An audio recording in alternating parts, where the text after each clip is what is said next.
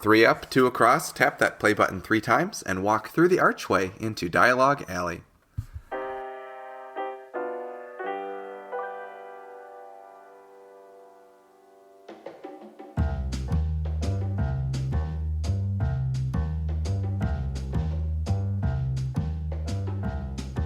Hello, and welcome to the podcast. Dialogue Alley is a show about Harry Potter books, book translations, and all other things magical. I am Eric from Nocturne Eric on Instagram, and with me today is Carly. Hello. And joining us again is Harrison. Hi, Harrison. Hi, Harrison. Hey there. Hey there. It's great to have you back. The last time you were on, we did some Harry Potter trivia. I know, that was fun.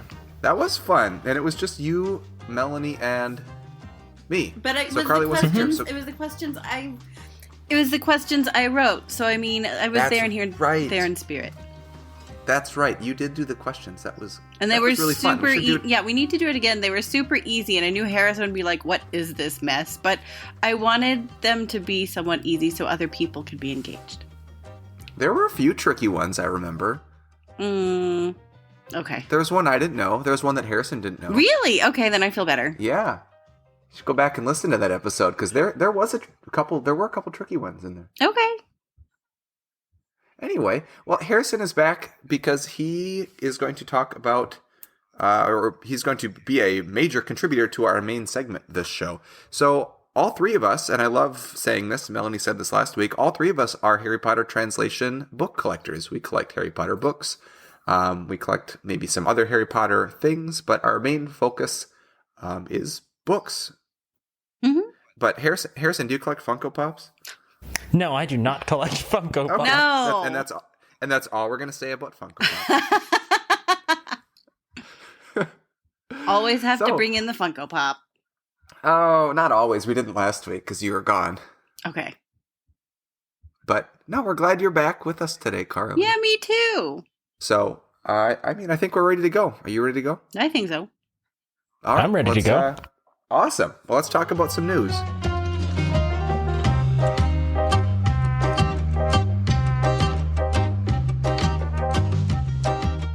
So in the news today, we have the Christmas Pig, which is available in stores. I actually found it at Target for that wonderful 20% off. But, I know. But you can also get the audio version of the book on Audible. And as Harrison found out, the French has a full cast, as does the English. There's other versions of the book available in other languages, but to our knowledge, the one with the full cast is just the French and the English. And I've heard is delightful to hear. So if you like audiobooks, or even if you don't, but you want a treat, you may want to find that one on Audible and listen to it. Also, Jim Kay. And these are... Go on. Oh, I was just going to say, these are full cast recordings with music that was especially composed for the book, and there are sound effects, and it's like being whisked away into a sound-only movie. That is so fun. Have you listened to it, Harrison? I'm about 60% of the way through, and that's just because of time. Okay, how long is the whole book? It's about 5 hours or so. Okay, not so that's bad. A good chunk of change. I was just wondering it's holiday themed, so I'm wondering if it would be something you could sit around the tree and listen to, but it seems like you would need multiple sessions to do that. You would, but it's fun. Cool. That is really cool. And then we have Jim Kay's The Magical Year will be out by the time we get this podcast uploaded. And I'm going to let Eric tell you more about that book because I don't really know that much about it. I will. You mean you haven't pre-ordered it, Carly? I have not. So, Melanie accidentally pre-ordered it last week. Did you hear about that, Carly? No. No, so she got an alert that it was out, so she went to Barnes & Noble and was like, hey, it's out. I went here to get it. And they're like, no, it doesn't come out till the 19th. We're recording this on the 18th of October, so it's tomorrow. And she looked and realized that it was her Bloomsbury email account that got the alert. So it's been out in the United Kingdom for a while now. And so the guy's like, well, would you like to pre-order it? And she said, yeah. So she did. So yeah, she has it pre-ordered. I have it pre-ordered. It should arrive at my house tomorrow in the mail. But this book is a collection of some of the art from the first 4 illustrated editions that Jim Kay has done, which are all spectacular. If you haven't check them out. You should check all of those books out. Can't wait for his Order of the Phoenix to come out. Oh, I know. But this book also has some unused art and maybe just some concepts that is in the book as well. So that's what I'm most looking forward to, just because I love those illustrations and I am just looking forward to seeing more of them, whether they're, just little sketches or little like planning pages. I mean, I don't know honestly what to expect. So I'm looking forward to paging through that. I hope to hear all about it. I will let you tell me all about it. I didn't convince you to pre-order it? No. I mean, I have to have a line. I know, but I'm in the process you're of going to be at Target. You're going to go to Target tomorrow, and you're going to be like buying Cheez-Its, I'm not. And you're going to buy like a loofah, and then you're going to be like, oh man, it's right there on the big display right by the register. No, and I've got to have a line. I'm in the process of downsizing my collection, actually quite a bit, which I've actually not even talked about with most people, but I'm in the process of downsizing my collection. I don't need Jim Kay's Magical Year if I have Jim Kay's 1 through 4. I mean, I'm sure the concept stuff is great, but... Maybe I'll buy it for you so you can describe it to me. Okay, that'll be my coffee table book then. I feel like, okay, I'm glad you said that because I feel like this book is a coffee table book. Okay, it's a book that you set down and that I'm just speculating here that you open up and you just flip to any random page and look at it, much like the actual illustrated books that Jim Kay has done are. I get that vibe from them. Anyone that's familiar with the books can just open it up and flip through and be like, "Wow, that's a great picture. I love that part of the book." So I feel like this book is a lot like that. I could see that. Sense. So there is that. All right, Carly, anything else? And this is so exciting. Our podcast has reached 3,500 downloads, you guys, and we are so thankful for y'all. So it's because of y'all that we're doing so well. And I'm going to also say, if you know anyone who enjoys Harry Potter podcasts, collecting Harry Potter books, or just, having fun and listening to people talk, send them our way. Yeah, and we're not doing this to be rich and famous, and we have no... we're not anticipating to become rich and famous. No. I don't know about you, Harrison, but... Nah, at least not through the podcast. No. So, we talk all the time. This is just it's so fun for us to just get together once a week and talk about what we love most, which is collecting Harry Potter books. And helping educate the community that we really enjoy the most, Yeah. I'll just say, as a semi-outsider, I love listening to the podcast because it really scratches an itch, especially in this time where it's hard to get books sent in from international because of restrictions and shipping and stuff like that. So it's hard to collect. And, I've got a lot of other things going on, but I still want to kind of stay in the world. So an hour a week I set aside and I listen, and, it scratches that little collecting itch. It's like, okay, I'm good. I don't need to buy a, $2,000 book today. I'm cool. So it saves me money. Yeah. Oh, that's so nice that you said that. Thank you so much. Yeah. Oh, I will say really quick, Carly, before we finish the news, there is another seller selling a Gujarati translation on Instagram. Who? How much? Sidhat. He's been selling one for a while. He was kind of absent from Instagram for a while. Okay. And now he's back on there. So okay. You can send... I mean, if you want more details, you can just send me a message on Instagram at Dr. Erik, and I will put you in contact with him. Okay. But well, I'm good on Gujarati, but I know other people aren't. How much does he want? He knows what the value is. Sad However, as we've talked about with Sean McAllister, the price is fair. You're not going to get an amazing deal. However, I can vouch for the fact that this is a very honest person, and you are going to get the book that you pay for. Okay, I know. So I think with some of those books that we've talked about, you take a big risk sometimes, and so the risk factor on this one is not there. You're just paying the price, and that's worth it sometimes. Sometimes it is. So I don't know.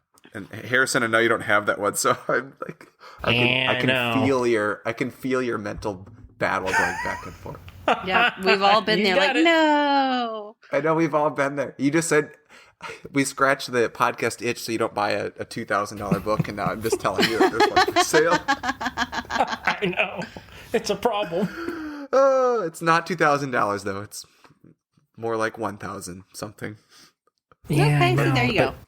It does have foil. I don't know if that matters to you, Harrison, but it does have the foil. Not really. I don't know. When you think about the fact that I was just talking about computers that cost as much, I start putting it into perspective, and it's like, I know. Hey, man, I was literally at Disneyland 3 days ago, and like, not only do you have to pay to get there, you pay like $300 for a 2-day ticket, and then we are in the Star Wars Galaxy's Edge land, which, oh my goodness, if you've been to the Wizarding World, you know how immersive that is. Mm-hmm. This is on par, if not more amazing than that. It's just, That's cool. It is so amazing, and the stuff that you can buy for just the really hardcore Star Wars fans, which I'm not. I love Star Wars, but I don't need to buy a $220 lightsaber or $100 design your own droid. But I know people that have bought both on their trips and not even like batted an eyelash. They're like, absolutely, I'm buying this stuff. It's what I want. So, you know, if you're really into Star Wars, that's I get it. But I'm, you know, here's me thinking like, okay, if my wife and I each bought a lightsaber, that would cost more than like going to the park itself. Wow, yeah. I get it. So, I mean, there's that. So, stuff's worth it sometimes.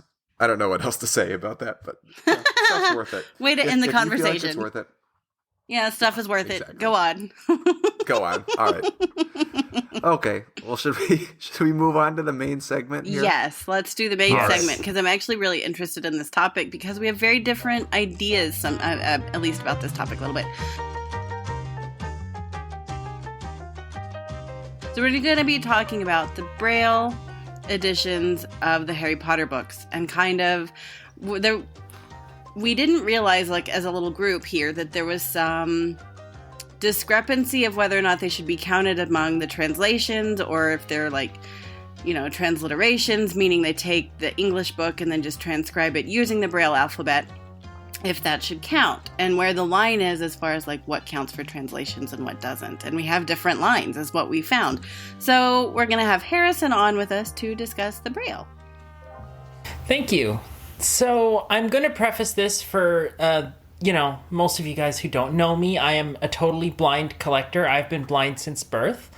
I learned Braille at a very young age, about the same age that, you know, most people listening to this would have learned to read, so around kindergarten time. It took me about as long, you know, a year or two to learn my letters, and then, you know, obviously as a kid I had to learn to actually read. So Braille is as most of you guys know, a 6-dot raised system of bumps that blind people use to read things. It was invented by Louis Braille in France in 1809. Or, not 1809, sorry, 1824. He was born in 1809. He became blind because he was playing with his father's awls in his woodshop, so don't do that. Don't poke your eyes out. Nope. Oh. So that happened. And then, so he invented Braille. So that's sort of how it goes. Can I ask one question about that? So from the book I read about Louis Braille, it seems like there were already at the time in the early 1800s ways for blind people to read with raised dots, but it didn't seem very. It seemed more cumbersome. Like it took a longer time. Do you know anything about that? I do, and it wasn't exactly raised dots. What they used to do is take actual printed letters, like the ones you know, and you would raise them up so that they can be felt. But they had to be at least, 2 or 3 inches square so that they could be determined by touch. And you had to trace all the letters, and, an O and a Q would look really, really similar. So it was really, really slow. I mean, if you think about it, Harry Potter and the Philosopher's Stone is 4 to 5 volumes in Braille. That could easily have been 100, maybe 150 books. Wow. In this old embossed system. So. That's crazy. Yep. That is. And getting books in print at that time too was not super easy because you couldn't really mass produce books at the speed that they do today. So I'm just thinking how long it would take to make one book in that that style, and that just seems like it would take ages. The school for the blind, the first school for the blind where Louis Braille went in France, only had 14 books in its library. Oh my! That were in that format. Wow. Mm-hmm. That's incredible. So for what it was, Braille did quite a bit. Oh yeah, during that time. I think, like, I don't know, people seem to see Braille everywhere. I mean, I know one of the most common places that I think most people notice Braille is in an elevator. I was just thinking that. Yeah. And when I read the Louis Braille biography with my students at school, like, that's the place we go so they can see it. And sometimes I bring my Harry Potter Braille book in so they can and see it and feel it as well. But it's like, I stress to them how important it is that, like, he improved something that existed in a way that was just so, it just created so much more of an opportunity for blind people to read. Because like you said, Harrison, 14 books at the school? Yeah, 14 books. Yeah, I mean, like, and that was like the premier school at the time. Wow, yeah. Where he lived. And so, like, if you weren't at that school, you probably had no access to reading, period. Nope. Yeah, that's incredible. So he pretty much exposed, pretty much widened everybody, or what is it? Their world got a lot bigger. The blind world got a lot bigger. Oh, yeah.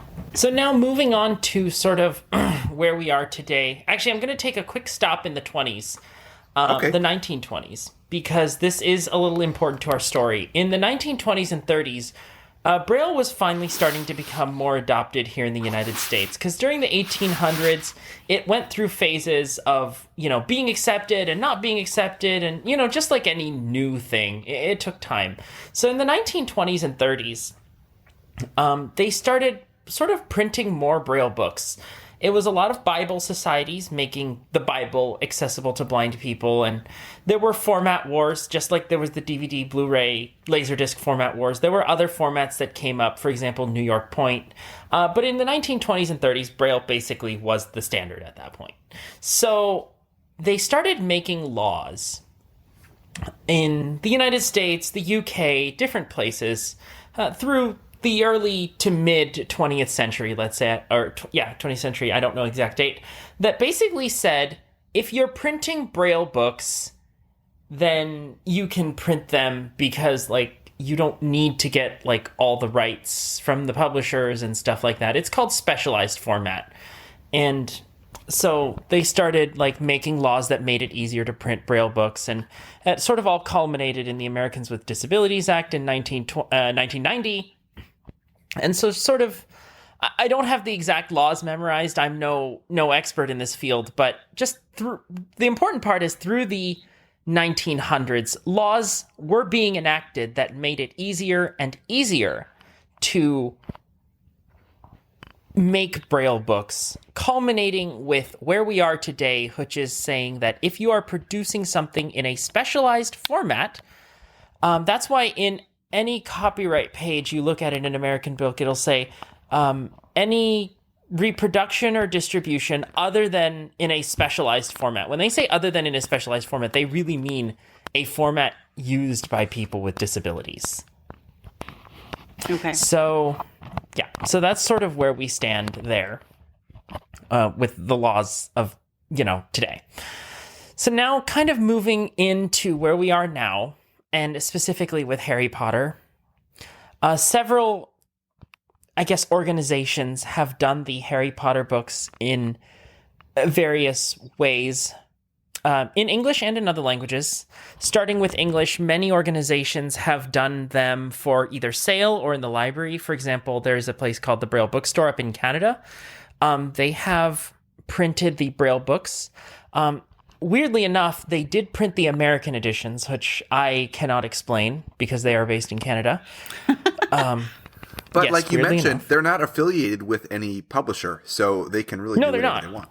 Right. I just find it weirdly enough that they printed not the UK text block. That's all. Which we find in Canada. Yeah. But, for example, they print it for commercial value. So if I want to buy those, they're about $75 each. Because each volume or each book? Each book. Okay. Each book. I think it's about Harrison, I 500. think it'd be like take a pause quick. Can you just describe? So if you were to buy Harry Potter in Braille or any other book in Braille, like what do you get? What does it look like? Think about it. Okay, think about something that's the size of about the illustrated book, right? You get it's usually in soft cover, although sometimes it's hard, and you open it and you get dots, just rows and rows of these dots that are Braille, and blind people run their fingers along them. For example, Harry Potter and the Philosopher's Stone, you will get 5 of these volumes, or 4 or 5 of these volumes, because Braille just in general takes up more space than printed books. So you'll get 4 or 5 of these volumes that are the size of illustrated books. Harry Potter and the Order of the Phoenix is about 13 of these volumes. 16 in UK, I believe. Oh yeah, 6. Yeah, it can get up. It can get up pretty high. Yeah. So with that being said, I mean, if you're looking at your illustrated copy right now and you're thinking about what Harrison just said, like having this in your personal collection, if you just had books 1 through 7 in just the Harry Potter series, that takes up a significant amount of square footage in your house. Well, it's half a bookshelf for me. I have the UK 1 through 5, and it's half of a full bookcase for me. And then the US books 1 and 3 are the whole bottom shelf of a bookcase. Yeah, no surprise. That's how, and that's for a long time. That was the only way blind people could read. This is what they did. Yeah. And actually, for a long time, they couldn't even afford books. And also, as an aside, there's actually a brief video on my website, the Harry Potter, the Book That Lives project, of Harrison reading in Braille the first paragraph of book 1. So if you want to see what it looks like, you can go there. That's true. Yeah, and I think, Carly, we should both post some pictures on our Instagram page, too, of the books we have. I only have book 1 UK, which is 5 volumes, and that's the only Braille book that I physically have space to own. I don't have more space on my shelves to own any more Braille books. Well, they take up so much space. They do. But like I was saying before, I think most people are exposed to Braille in an elevator, or at a public building that has a name like a sign over a door that has Braille underneath. Right. And bringing just one of these volumes to let my students see after learning about kind of Louis Braille, it's just awesome, because I never had that experience like with a Braille book until I bought this one. Same. I didn't even think about Braille books, if I'm being super honest, until I saw that they were available in Harry Potter. And if I'm being super honest, I had no idea how much space they take up. You know, I just assumed that they would be the same size as a book that I was reading, and they would just be bumps on the page. So that was my main shock. Deviating away from Harry Potter. Deviating away from Harry Potter just for 5 seconds. When I was in school, when most of you guys are in school, you have a high school locker. And that holds all your textbooks. When I was in high school, I had an entire classroom that was shelves and shelves of my textbooks. Oh my goodness. Wow. Were you the only one that used them, or were there other students that used them? I was the only one that used them. Some schools have many blind people. I was the only one during my time. Okay. But yeah. Well, so you didn't have to worry about like your raincoat dripping on your stuff. No. No. I had so much stuff in that room. In the end, I just started using it as like a base of operations at school. I started like doing all kinds of things that I needed to do in there. That's so cool.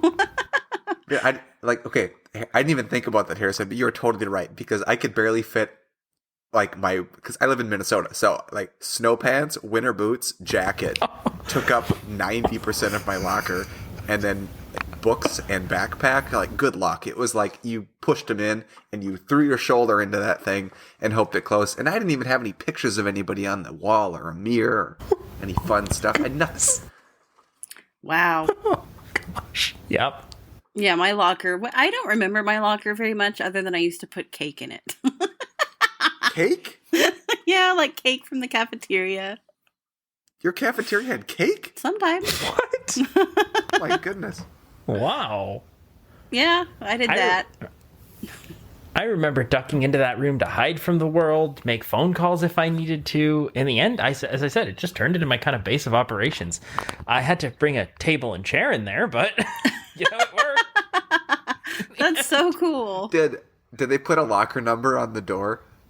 No, they did not. They should have. That's kind of funny. They should have.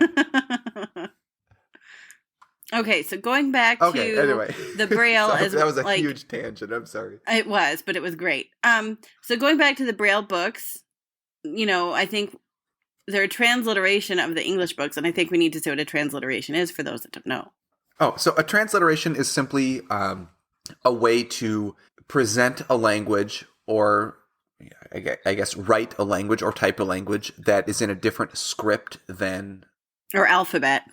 Or a different alphabet than a different alphabet or script. So our most common example is Serbian, which you can find in the Latin script, or you can also find in the Cyrillic script, which Cyrillic script is what you would see Russian printed in. Right. And it's just kind of a one-for-one. Like it's not like between the Serbian Latin and the Serbian Cyrillic alphabets. It's not a different text block. It's not a different translation. It's the same translation. They've just rendered it into a different alphabet. So that's what they've done here with the Braille, is they've just rendered the English books into the Braille, alphabet per se. True. And then I think this happens a lot in Japanese too. Harrison, you know more about languages than I do, but Japanese has 3 main alphabets, and you can kind of switch in between them depending on what you're writing for. Basically.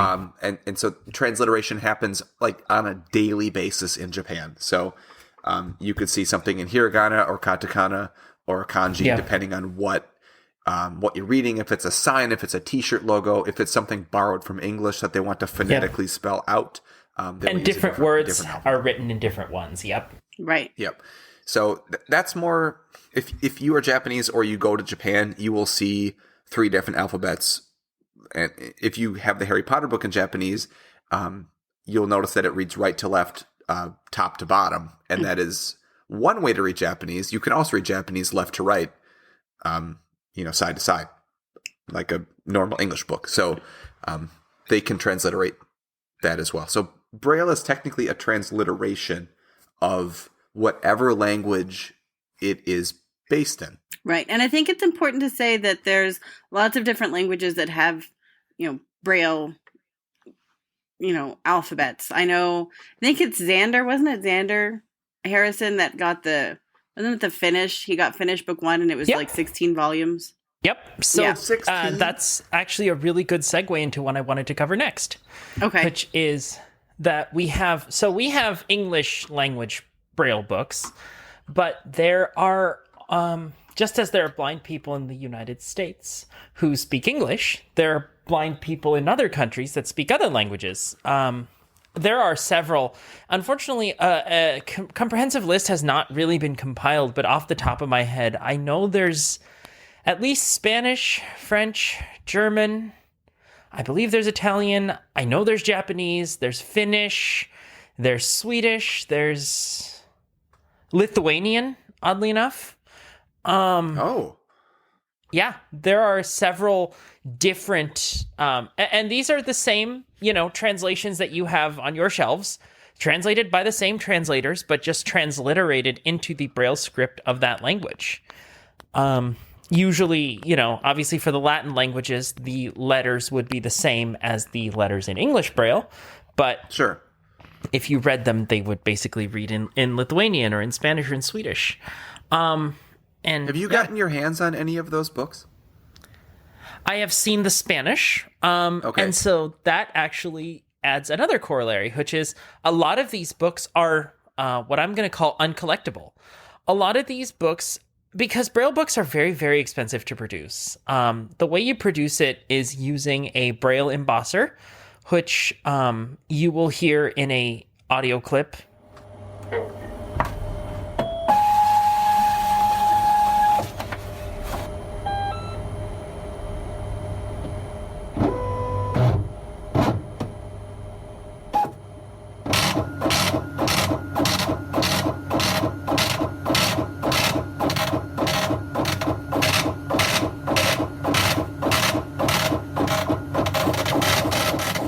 you will hear an audio clip. And so this is sort of what an embosser does. And in order to print, for example, Harry Potter and the Philosopher's Stone again, someone has to listen to that for an hour and proof check the copy and, make sure that it's going okay. And it's not pleasant. I've been in that position before.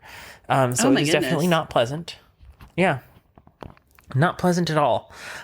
So there, and you also need like a transcriber, someone who can transliterate the script, someone who knows both print and the Braille script who can transliterate that. Although that has become more and more automated, due to technology, you still need someone who can, check over it and make sure it looks okay and make sure that all the things have been done correctly.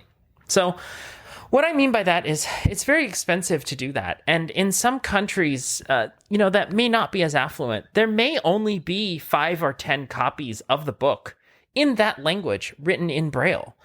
And so what they do is they may have a blind library because like one individual patron may not be able to afford it to include in their own collection. Right. But they can borrow it from the library, read it, and return it. And then it just, it's usually through the postal system of that country. And then it goes to the next person and the next person and the next person. It's interesting that you mentioned being able to afford to purchase a book, because I know that in some countries, like for instance, the Braille book that I owned, I bought from Scotland, and as of now, you can no longer buy it from Scotland if you are from the US, because when I bought it, I don't think it mattered where your address was, but now they've really cracked down on the cost, because the cost was relatively low. Because as I read more about the Scottish Royal Blind Press, the government subsidizes the cost of making the book because they want it to be accessible. Correct. And there are countries that may not have the resources to do that. So in that case, like you just mentioned, having it available at a library is the next best option. Mm-hmm. Yeah. I mean, it's really interesting. And to think about that. Do you know of any books or any languages of the any of these books that exist only in libraries at the moment? Like like the Swedish it's not available for purchase. It can only be found at a library. Things like that. Do you know of any? Yeah, pretty much. Swedish, Finnish. Finnish is a bit of a special case. Finnish, they will. Finnish is so subsidized that if you're a blind person, you can.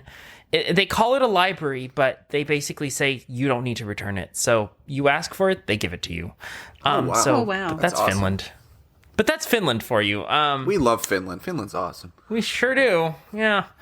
The US, if you can't afford to buy it from the Braille bookstore up in Canada, which ships it what we call free matter for the blind, another one of those laws which basically says it's very similar to Media Mail, but basically they say we'll ship anything that is in Braille for free.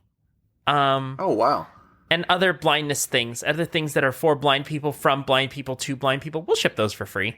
Okay. I mean, when you think about it, that really makes sense, because the whole purpose of that law is to, I want to say, like, level the playing field, because you shouldn't be penalized for trying to send a book to someone that takes up a gigantic box and weighs 15 pounds. Right. When, like, Carly and I can mail a book to each other, one book for $2 with Media Mail. Yep. Now it's slow as molasses. It's the same material. Well, it's slow as molasses. Media Mail is slow as molasses, Media Mail's slow. especially if you're trying to mail something to Hawaii or Alaska. I'll tell you, this is slower than Media Mail. Oh, it's like they put it like on horseback and they carry it through the. Wow. It is slower than Media Mail. A dog sled team will carry it through. I have no clue what they're doing. But yeah, so it's slow as molasses, but it'll get it there. Okay, well, that's at least something. So, I know this is a little disjointed, but there's so much to cover. So going over to sort of how they can print these books, because obviously if, let's say I started printing a book, right? Let's say I started just randomly printing out copies of Harry Potter and the Sorcerer's Stone. I'm pretty sure Scholastic would not be too pleased about that. Right. Y'all know better than I that Scholastic would not be extremely pleased about that. But as I said earlier, I can print copies of the book because of the specialized format law. Basically because I am printing them in a specialized format, in a format for the use of blind people. I'm allowed to do that. So basically, Now, you can go set up shop and just start printing books without being affiliated with a publisher if you're printing Braille. Pretty much. Okay. But you probably need to purchase a very expensive embossing machine. Yeah. $4,000. How much? $4,000. Oh my goodness. That's Yep. the cheap Well, version. Is it the same Start kind of saving. paper? Because I know that in my books, it feels like a really tough It's a weighted cardstock. paper. Okay, that makes sense. It's a So it would have cardstock. to handle the embosser. Yep. Now, I will say, I'm just going to preface this with this is my understanding of how things work. I'm just going to add, here that this is my understanding of how things work. I am not in the business. I may be wrong about certain, minor facts. So just don't come after me if I'm like completely wrong about something in this podcast. This is just my understanding as someone who's been in the system for 20 plus years, but I have never physically done any of this printing or sending or been involved in any organizations that do this. So yeah, just a little bit of a disclaimer here while I'm thinking about that. That works. Well, I'm not coming after you. I know. I'm No. just whatever. I know. So anyway, that's basically how it goes. In fact, I was joking with them that I think I was just annoyed that I couldn't find an Asturian copy, that I could print 701 Braille Asturian copies if I had the text block. I'd be Yes. completely fine. You would have more Braille copies than the Latin alphabet physical book, Yes. Wow. And I'd be fine. which would be amazing. Mm-hmm. Yeah. Which I Now- don't know if there is one in Braille. Like that's like how do I you doubt how it. do you find out if there is a book in Braille Probably libraries You- if it's a book like in that. another Hunt language? down Is it libraries. mostly through a library? Yep, you start hunting down libraries. Okay, so going back to the uncollectability, because these are only available to access through libraries, unless the library throws them out for whatever reason, it's not going to be able to be collectible for collectors. Yep. And libraries do not throw these things out very often. I would think so, because they're so hard to come by. Yeah, they would pretty much have to have one like that is just made to, replace it, or maybe going out, like shutting their doors or something. Well, Carly, I a think lot that's of a them. good Yeah. that's a good transition to talking about Harrison. You were telling me a little bit about before we recorded about reading in Braille or how blind people access text in 2021. Yep. And So how, it's how that's different 2021. than even 20 years ago. How that's different. Oh, easily. So it's 2021, and things are, definitely changing. I mean, ebooks and things like that are starting to, appear on screens, and audiobooks are starting to become a thing. The audiobook revolution was one of the best things for blind people. I remember in 2003, Harry Potter and the Order of the Phoenix had just come out. I was, a 9-10-year-old kid. Just like every other kid, I wanted to know what happened. But I didn't have access to the books because J.K. Rowling did not release the books to even the Braille publishers, so that they could come out in parody. I had to wait a month, and that was one of the worst months of my life as a kid. And I had to go to my cousin's house for some function, and I remember telling my mom I didn't want to go, and she didn't understand why I didn't want to go, and, of course, it was to avoid having it spoiled because my cousins had already read it. The first thing that happened when I got there was my cousins shouted, "Sirius died!" Oh no! Yeah. Oh, So that just the shows- first thing. Yeah. So that did just- they know? They knew that you didn't know what happened. Yep. That is so that's mean. so I'm wrong. sorry. If they're listening, that's a very mean thing, cousins. Well, I'm using this to illustrate the point that, like, we did not have parody, 20 years ago. But the audiobook revolution, just the fact that you can go to Audible and buy any book, like The Christmas Pig. So when The Christmas Pig came out, I did not have to wait a month because the audiobook came out the same day. I could just go to Audible, get it just like anyone else. I Right. could get a copy of The Christmas Pig just like anyone else. So just those two stories, when Harry Potter and the Order of the Phoenix came out in 2003 and when The Christmas Pig came out in 2021, really illustrate how things have changed for everyone, but especially for blind people. And So there's is sort the of- Braille alphabet or Braille books kind of going away in favor of audiobooks? not I don't know if I'd say they're going away so much. I would say fewer people are sort of borrowing them. They're still being made, they're still being produced, but now they're actually starting to be produced in different formats. For example, now there's a downloadable Braille format. So there is a device that's called a Braille display. That's another $3,000 device. FYI, blind technology can get very expensive. So this is a device that has 40 Braille quote unquote characters on it, or 20, or however many. They come in different lengths, but 20, 40, up to 80 Braille characters. And you can read Braille on them. They accept like an SD card, or they plug into the computer, or they plug into the phone or something, and you can read what's called electronic Braille, which is like a format where the Braille transcriber, it's basically the format you get right before you send it to the embosser, although now you can just send it through the internet and someone can download it and read it on their Braille display, very similar to an ebook. Or they can just read regular text files. If there's like Kindle books or whatever, the computer can do the Braille transcribing on the fly. Oh, wow. The computer can sort of do the Braille transcribing on the fly and send it to the Braille display. Can you describe what is the Braille display? How does that work? That's fine. I'll send you a picture of it to put on Instagram. I'll send you a picture of mine to put it on Instagram. But basically, a Braille display is a device. It has 6 keys on it to type in Braille, usually. And underneath it, it is a... Oh, how do I even describe this? It's a line... Okay, let's just put it this way. It's a line of Braille that goes from left to right, and you run your fingers on it, and there are pins that move up and down to represent different Braille characters. So those pins are moving like relatively quickly to then change to the next. Okay. Yes, they're moving relatively quickly. Because I believe, and now that you've described this to me, I'm confident that I saw a gentleman using one of these with his cell phone on the subway the last time I was in New York City. No, that would not surprise me because, as I said, they do hook up to the phone. They allow you to read all kinds of things, not just books, but like your text messages. You can read your text messages on them. And they are extremely important for those people who are what we call deafblind. Oh, wow. Yeah. It's a subsection of the population. They are both deaf and blind. So they rely on these Braille displays. I know a woman who's deafblind, and without her Braille display, she has no way of communicating with the outside world. Wow. She can't make phone calls. So when we communicate, we have to text. I type it into my phone, and she sees it on her Braille display, and then she types back to me in Braille. And then it shows up on my phone. She lives states and states away from me, but even if we were to meet, we would still be communicating the exact same way. Right.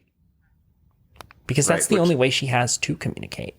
And to me, that just shows how in 2021, how amazing the technology is to help people communicate and to help the world feel a little bit smaller, which is, when you think back to Louis Braille in early 1800s, like that was only 200 years ago. Right. When if you were blind, you were kind of shunned from society unless you could, go to one of these schools, which was rare. And until Braille was invented, print was almost inaccessible. So, and even when Braille was invented, of course, it wasn't written on those embossers. It was written on what's called a slate and stylus. So you had a board, basically that had holes in it, and you had to punch out each individual dot.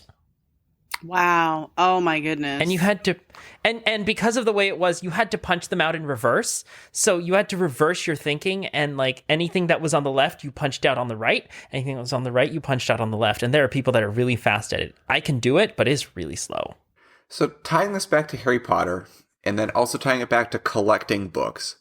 Harrison, you and I have talked, I don't want to say extensively, but we've talked for a fair amount of time about where Braille books sit in the Harry Potter translation, adaptation, transliteration, collector world. Mm-hmm. So I'm just curious on your opinions on where it should fit in that list, especially as we've talked about. There are adaptations in Braille for the UK English and the US English, which are two separate Braille books, and those exist just in English. And as far as the list of 95 that we talked about in a couple episodes prior to this, when Melanie and I discussed kind of what we count, quote unquote, as the list of collectible translations, transliterations, and adaptations, we only count one Braille book. So, yeah, I mean, all of us are kind of discussing, do we count one Braille book? Do we count all the Braille books? Do Braille books deserve their own category? Because audiobooks are also a thing, and those aren't included in anyone's list as well. So I'm just curious what your opinion is on all of that. So go. Honestly, I've always thought that Braille books should be in their own category because they're so weird and different and kind of a world of their own. So as a collector, but also as like a blind person who, has been in this world for a while, I've always thought that Braille books should kind of be in their own category. Really, someone should put together a list of what's all out there. And yes, I know that person will end up being me eventually, but I'm drowning in other things that I'm doing. But I don't know who else would put together such a list. But someone should put together a list of all the Braille books, because really, as far as like the collectible ones, there are several that are collectible. I'd need to figure out what they all are, but it'd be great to have a list of them that's collectible. But I really feel like that should kind of be an ancillary thing, just because, as I said, they do take up a lot of space, and they are, there's something different. There's something magical. They're just as magical, but they are something different. And I won't deny that they are something different. So I think that, honestly, keeping them off the quote-unquote master list, it would be good. But like having like a sub-addendum list of the Braille books for those who want to collect them would be great. I personally only have book 1 in the UK edition because that's all I could get a hold of. I don't personally own any more than that because I use audiobooks and my electronic Braille reading device. I don't see a need to own them on paper. Most blind people don't even own that one on paper. So I only do because I'm a collector. Right. So even I myself, what? And I mean, I have the luxury of living in a part of the country where you can have a little more square footage in your home. But if you're living in Manhattan in a 1-bedroom or studio apartment, like, you physically don't have the space to own physical Braille books like you would. I mean, I love watching shows about tiny homes. That's a huge thing right now. And they always talk in the tiny home shows about like, well, we had to get rid of a lot of our books and we kept just these 10. And then I was thinking like, well, if you had just 10 Braille books, that would take up your entire tiny house. Right. So, oh yeah, easy.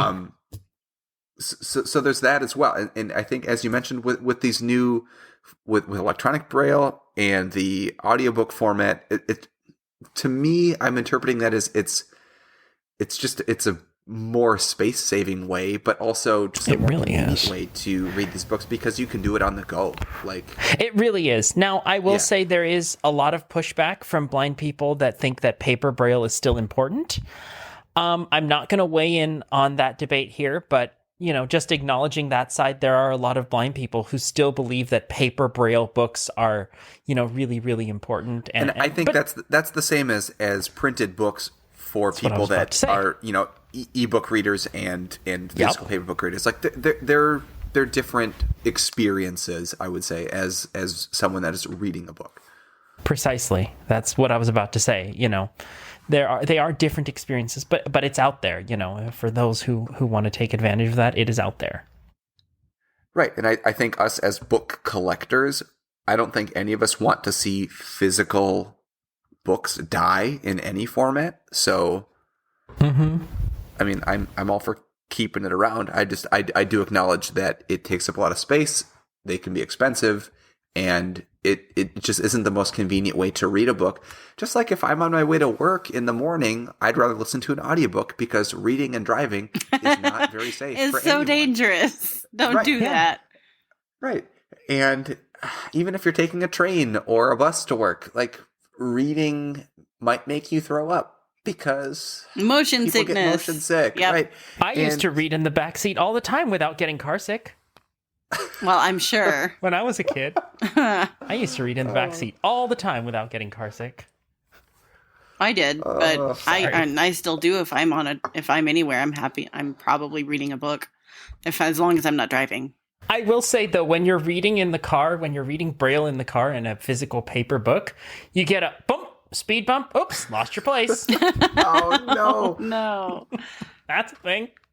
Yep. Well, I think that was very illuminating, Harrison, and I would love to have you back to talk about audiobooks. Yes, because that's a whole separate thing. That's a whole separate theme, but to me it seems like they go together in a sense that it is just like a reformatting. There's a huge debate around that, which I really want to save for the audiobook episode. So I'm actually going to defer that question until we talk about audiobooks. All right, that's fair. Good thing. Now we're obligated to have you back. Yeah, there's huge debate on that. Okay. Well, awesome. I learned so much, and I hope the listeners did too, because like Carly and I both said, the first time we were exposed to a Braille book was buying this Harry Potter book. Yeah.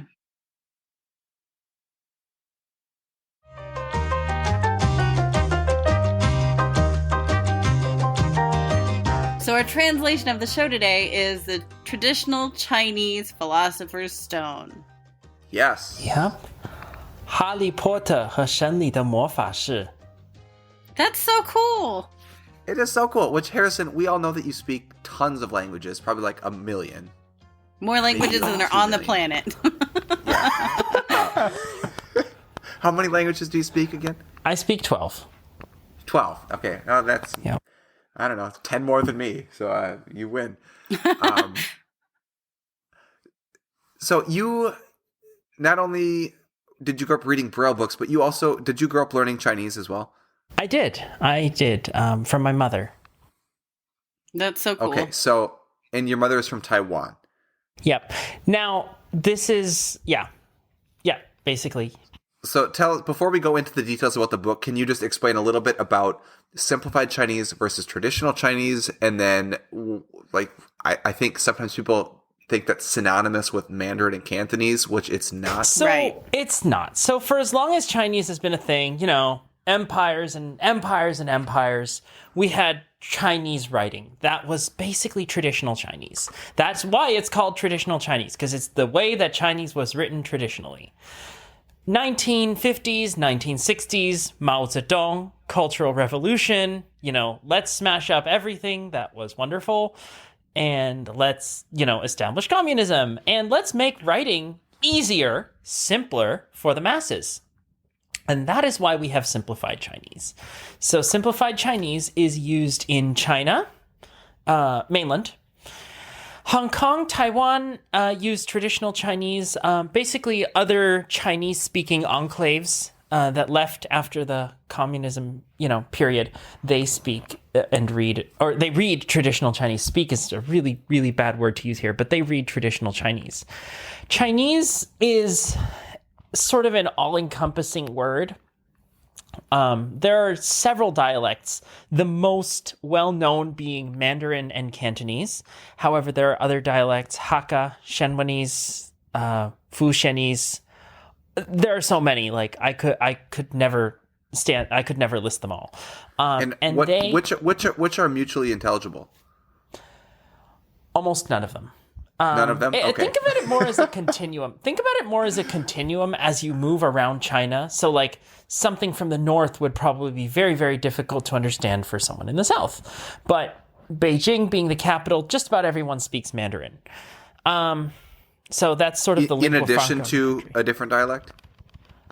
Sometimes, I mean, a lot of these village dialects, a lot of them were only spoken in one village, so they're starting to disappear in place of Mandarin. Some villages hold on to their dialect. My mother speaks, for example, Mandarin and Hokkien, because Hokkien is the dialect that my grandmother spoke. But yeah, that's just an example. So simplified and traditional characters are, two different scripts, similar as we were talking about transliterations earlier. Chinese can be quote unquote transliterated into simplified or traditional scripts. Now, not saying that these two books are transliterations. They are not. They are separate translations, and I'll go into that a little later. But you can use these scripts to write, many dialects. So Mandarin has a way of using simplified and traditional characters. Cantonese has its own way of using those characters to represent its words and sounds. It's kind of intelligible when you try to read it, but not really. But mostly when you talk about I'm writing Chinese, what you really mean is I'm writing Mandarin. Writing Cantonese and writing these other dialects is not super common anymore. So what you're really talking about is I'm writing Mandarin. So Harry Potter, for example, is translated twice into simplified Chinese Mandarin and traditional Chinese Mandarin. And that's really what you've got with these Harry Potter books. Are the titles different between the simplified and the traditional? I know that I don't think Sorcerer's Stone is. I've never actually done a title-by-title comparison, so I don't actually know about the rest. I don't know why I just thought to ask that. Well, that'll be something we'll talk about after the podcast. Yeah. I mean, my mom told me that Top Gun was translated differently between the two. So wow. There's that. And Harrison, we talked before this. I've been to Hong Kong, I've been to Macau, which are both special administrative regions that both speak Cantonese, but the script that they prefer in those regions are traditional Chinese. And the only part of China that I've been to is Guangzhou, which is in the Guangdong province, which also mostly speaks Cantonese and uses traditional Chinese for a script. So when I was there, I was looking for a Harry Potter book, and the only one I found was this same one that you just mentioned that we're going to talk about on the translation of the show, which is the traditional Chinese translation of Mandarin, which I was hoping there'd be a Cantonese book because I was in 3 different spots that I needed a passport for that spoke Cantonese, and there were none available that I could find at least authorized in a legitimate bookstore. Yep.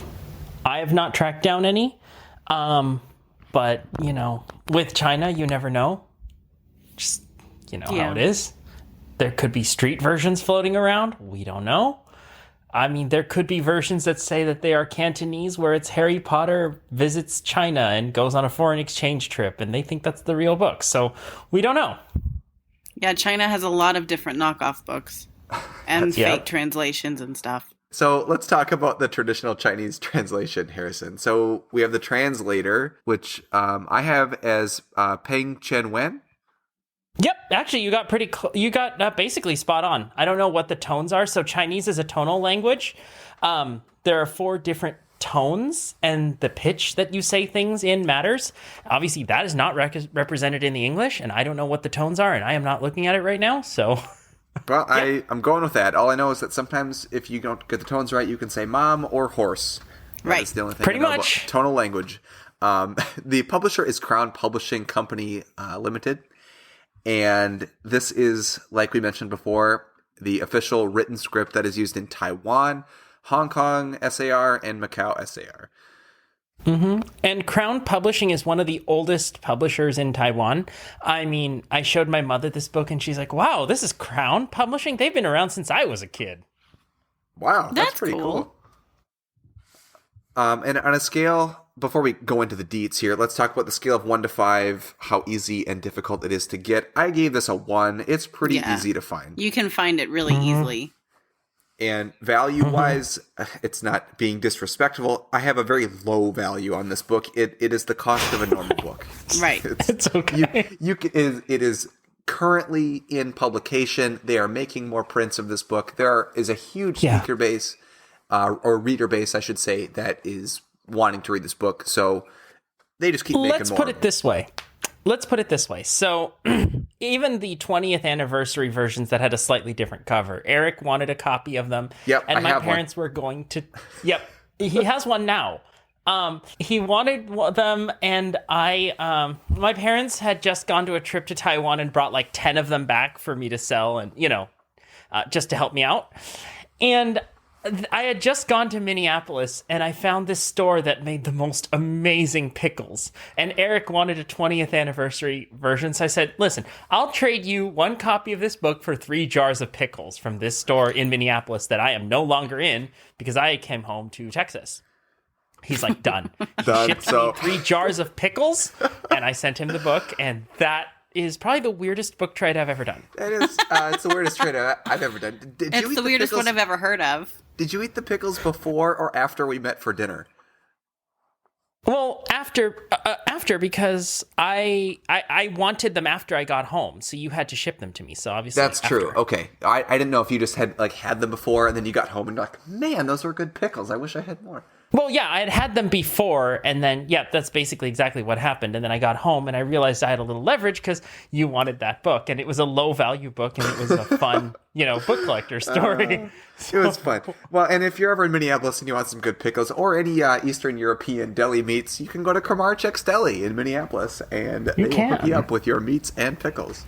So, but they won't sell it to you. They won't give you the goods for Chinese traditional Harry Potter. No, they won't. They accept. It's got to be money. They accept official U.S. currency only. So there you go, Kramarczyk's Deli, and they also, fun fact, Harrison, Kramarczyk's Deli, you can buy their brats, Polish, and I can't remember what their other sausage is.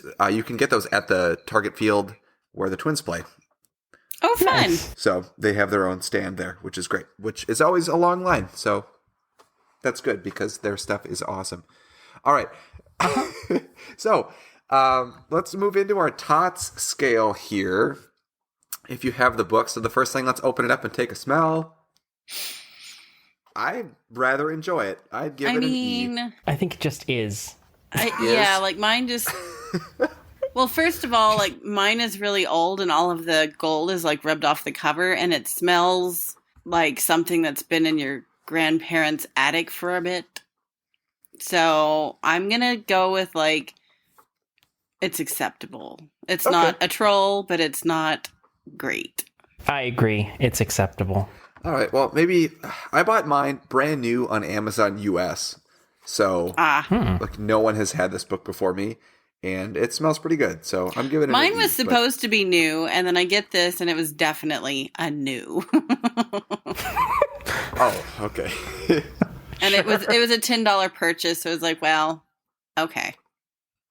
That works. All right, size and proportions. I feel like this book is pretty good.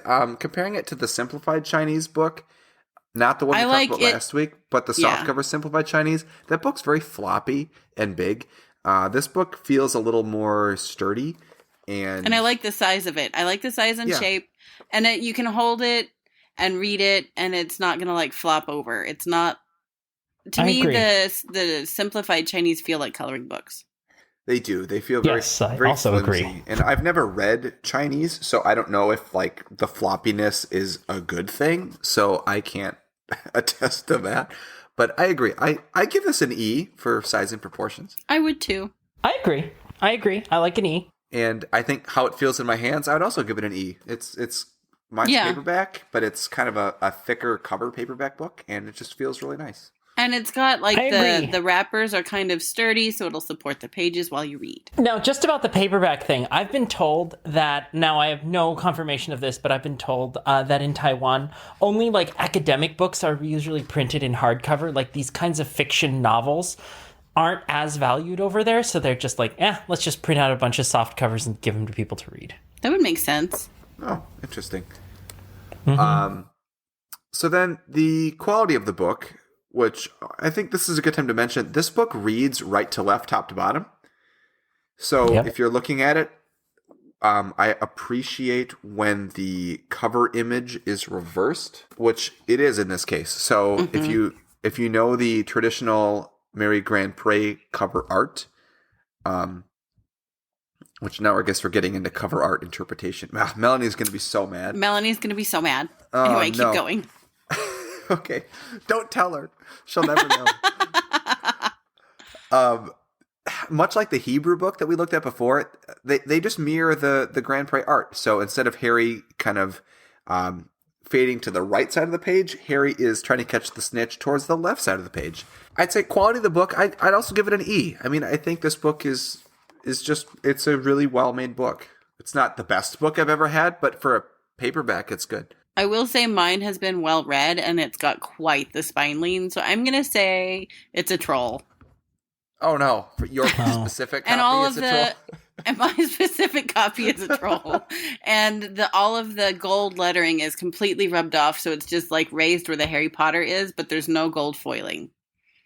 Well, someone loved that book. It's a troll. Which is great. We love when people love them. I do love when they love the books. I'm not complaining about that, but it was definitely not the brand new copy I'd ordered. Yeah. No, I like the E for that. I like the E for that. So I think we talked about cover art, interpretation of cover art. I mean, I think this is spot on. I really appreciate that not only did they create the quote-unquote movie font in traditional Chinese with the lightning bolt coming down from one of the characters, they also have it in English at the top. They also have the English title above the printed title in traditional Chinese as well, which they used the Philosopher's Stone. So this was a translation from the Philosopher's Stone, not from the American English book, right? Even though it uses the American Grand Prix cover art. Mm-hmm. But I don't know. I think it's just great. Overall, I would say this. I'd give it an E. I think this book is really awesome. And I know this is common in China and Japan. I don't know any other countries in Eastern Asia, but it comes with like a little, at least mine did, this little like slip cover over the cover that advertises for something that I can't read. But there's a giant 600 on it and a 110. So, and a lot of exclamation marks, which is exciting. But then the back does have, the back of this little ad does have all of the other pictures of all the other covers, which is cool. So just a cool way to advertise it. I always keep these little slip cover things on my book because I think it's just part of the I don't think any of my traditional Chinese have those slippies. My Japanese do. Most of my Japanese do, but none of my... Well, my new Chinese do, the ones with the new cover art that we're ordering, but none of the first editions do. Is that it for the rating scale? I think so. I think so. I give it an E overall. Carly, what about you? I agree. I mean... Harrison agrees? Okay. If it weren't my copy, I'd say E. My copy is probably like acceptably trollish. Oh, okay. It's an AT. I do have a fun... Yeah. It's an at. It's an at. I was going to say, I do have a fun story to round out this translation of the show. It is about the traditional Chinese translation. So back in 2014, I started collecting around 2017, but back in 2014, I was looking for just a reading copy of this book. I was in Taiwan for about a month. I don't even remember what I was doing there, but, stuff. And I had a free afternoon. And I thought I was just going to track down a Harry Potter, not in Braille, of course, but I figured, I could get it converted to electronic text or something once I got the book. Yeah. So I sort of went to a bunch of different bookstores and, all the big bookstores, I said, hey, I am looking for a copy of this book. It is a Harry Potter book. And they're like, sorry, we don't know what you're talking about. And then the next one, sorry, we don't know what you're talking about. And the third one, do you mean that boy wizard guy thing? We might have one in the back. What? Wow. Yep. And then they're so easy to access here. Mm-hmm. And I think they are, but people don't really go to bookstores, I guess, to buy, I don't know. Maybe it's changed in 7 years. I don't know. But that was just my experience, just trying to hunt down a copy of the book. Very, very, very interesting. All right. Well, so that's traditional Chinese. So... Well done. And I'm glad Harrison was here because we talked last episode. We didn't want to talk about Chinese without Harrison because we would feel foolish if we missed something. Exactly. And it's a very complicated topic. I had somebody ask me about the Chinese books and I was like, I know enough to screw this up. So I had to I was texting Harrison and he was like, I've just had this conversation with 3 other people. Hold on. I need some time. Because it's just such a big topic and the information, it's so nuanced, right? Yeah. And it Right. can get really complicated, especially when you're dealing between not only simplified and traditional, but also people get confused with Cantonese and Mandarin And all of the other dialects. and all the other things going on. But the Harry Potter books themselves, the books themselves have only ever been translated to Mandarin. So Right. that's a good rule of thumb. So as far as we know as the collector base. Well, that is all the time we have today on Dialogue Alley. So thank you so much for listening. Harrison, thank you so much for being here and talking about Braille, about Chinese in general, about traditional Chinese translations. It was just a pleasure to have you here. It was fun. Yes, thanks for being here, bro. We appreciate it. I appreciate y'all having me on. Like, this is fun for me. Well, Good. and now that Carly mentioned we wanted another trivia thing, we got to have you back. Yeah. Oh, wow. Okay. I mean, You are I'm the happy trivia to, and of course, master. audiobooks. Don't Yeah, forget we need audio- We oh, need no. audiobooks too. All right. Well, you just come back whenever you feel like it. Just text Yeah, me and we'll just get come you back and talk. on. Yeah. Y'all let me know Sounds when good. y'all want me back. I'm not that hard to find. So speaking of finding, you can find me on Instagram. I'm on there at Nocturne Eric, Knock with a K and Eric with a K. Unlike the person at Starbucks at the Orange County Airport in California 3 days ago, which I spelled my name with a K for them, and they wrote C on my cup. And Oh. I was like, oh, whatever. So, that's wow. me. Carly is on Instagram at All the Pretty Books. Melanie's not here, but she is on Instagram at the Harry Potter Collection. Harrison, are you anywhere or how? I'm not really anywhere, but those three know how to reach me. So if y'all have more questions for me, those three know how to reach me. Yep. I will also say fun Starbucks story. It's Harry Potter related. I was just pissed off one day when I walked into Starbucks. So they asked me for my name and I said Lord Voldemort, and they wrote "He Who Must Not Be Named" on my cup. So, That is too amazing. good. That's awesome. That is amazing. Did they shout out, "He who must not be named"? They did. That's amazing. That's so cool. That's so cool.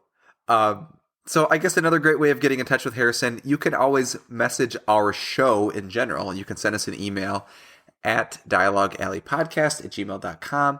You can also find us on Instagram at dialoguealleypodcast. We will post pictures of things that we've talked about today. We'll definitely get a picture of the Braille book up there, and we'll get a picture of the translation of the show as well. And you can also send us a message on there if you really want to. You can send us messages all over the place.